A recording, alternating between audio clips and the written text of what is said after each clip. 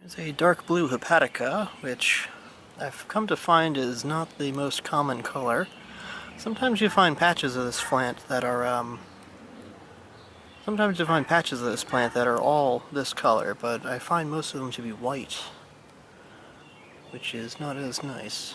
There's also pinks and other things, everything in between, but I love the blue the most. It's a shame I can't get this one to do better than what you see here. Here's another wildflower, Insect disperse. This is bloodroot. And what makes me happy about this is it's going to flower. Also, I didn't plant this as a bare root. I actually just spread the seeds out over here, and it's finally have one that's going to be of a flowering age, so that's great.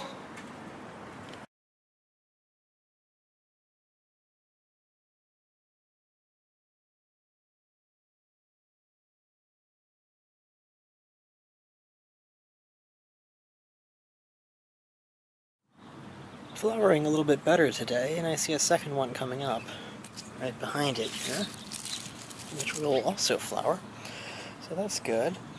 Also, the first one has extended up 2 or 3 inches. Actually, another one right where I poked my finger there. I didn't notice, huh?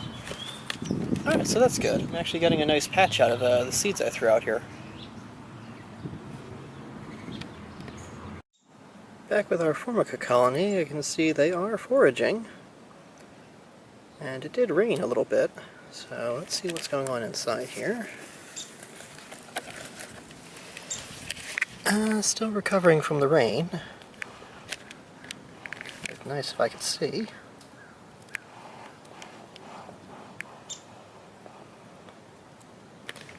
Which I can't.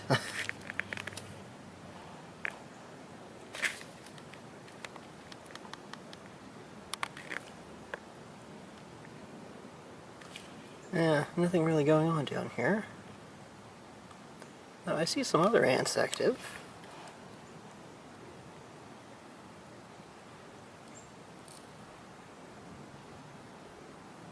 Oh, Temnothrax running around here. Or, Tapinoma. Odorous house ant. Which are, no doubt, invading my raised high tunnel. So I'm at our Formica pallidefulva colony. And not too much activity here, but I see we have some guests. Looks like Lasius alienus. Also, there's a Formica queen over here, trying to get back into her flower pot. I'd be very careful about this colony. They have so many queens, they've got plenty to spare, apparently. And you're supposed to be up here, but... Alright, let me fix that real quick. Alright, this is a shot inside the raised high tunnel. It is... God, it feels like it's 100 degrees in here. Key to these is actually having a lot of heat. So your plants believe it's summertime, and you can actually extend your season a good deal.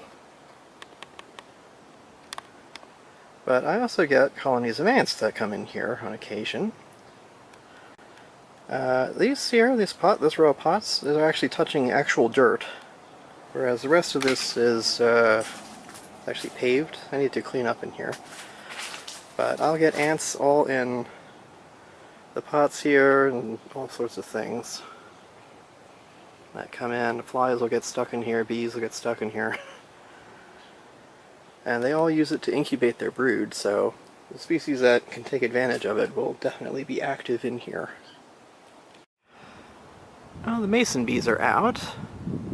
In my experience, they usually don't use this product in front of you. The tubes are usually way too big, but these, they seem to enjoy the space between the tubes, at least some of them. The larger ones, I think they are used by giant resin bees, but that's a non-native species. There we are.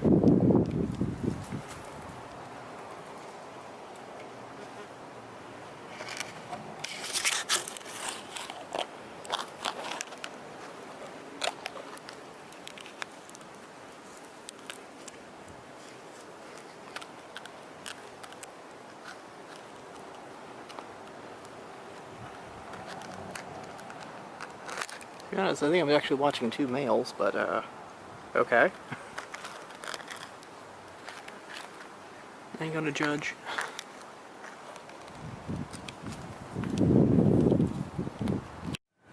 Alright, another day here, a day when it can actually open. The longest lasting one of these I've ever seen, but already you can see how, as the word crap it is. So it probably won't be blooming for much longer. And it's gone.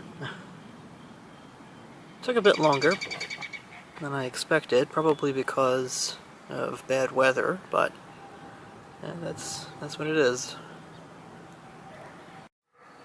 Alright, Virginia bluebell's flowering. And right next to it is a more reliably blooming stand of twinleaf that's just coming up. One of the good things about having a fair amount of land is you get sort of small microclimates, so different plants getting different amount of flowers and everything will start to bloom sooner or later. Let's see. Looks like maybe a couple, like a dozen flowers on this little patch here. Sorry. Checking on our Camponotus castaneus colony today. They are far more lively now than they were before. Zoom out some.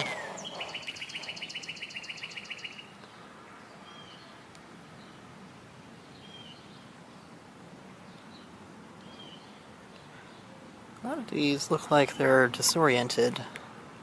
They're not used to being up at the surface level, as they don't seem to realize yet that their nest is over here. I just flipped a log, and all of them were clinging to the rock here.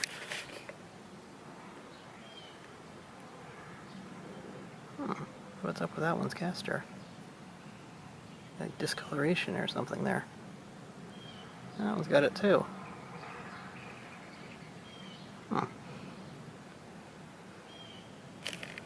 We have a similar species to this called Camponotus americanus, and they actually have black heads, and a little bit more black in their pattern as well.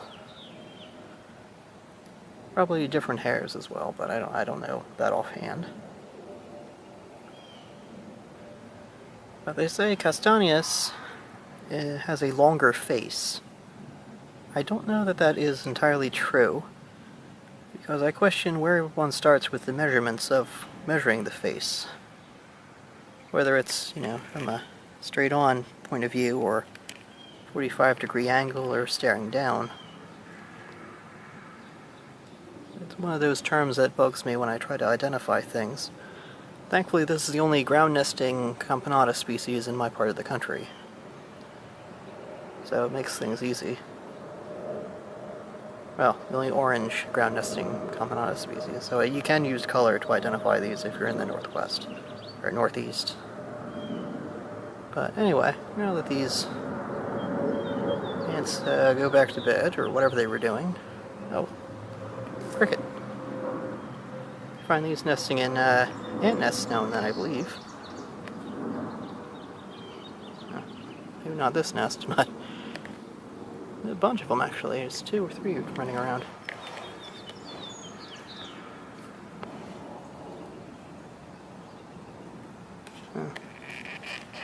One over here.